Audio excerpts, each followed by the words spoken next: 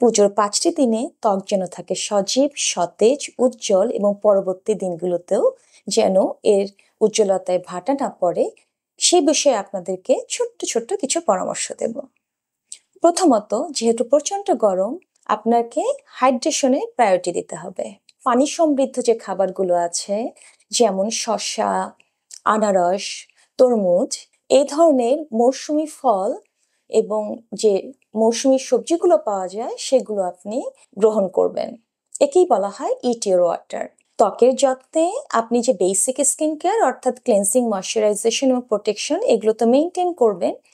এছাড়া আমরা বলি যে এক্সট্রা ফেস্টিভ যেটাকে বলা হয় কেয়ার, সেখানে একটু এক্সফোলিয়েশন, শীট মাস্ক বা স্লিপিং মাস্ক অ্যাড করতে পারেন। আর যারা এগুলো আগে থেকেই অভ্যস্ত তারা এগুলো কন্টিনিউ করবেন।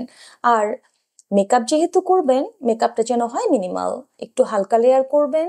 মেকআপ নিয়ে ঘুমোতে যাবেন না, মেকআপ রিমুভ করে ঘুমোতে যাবেন, যেন এটির প্রভাব পরবর্তী দিন এবং পুজোর পরবর্তী সময়ে না পড়ে।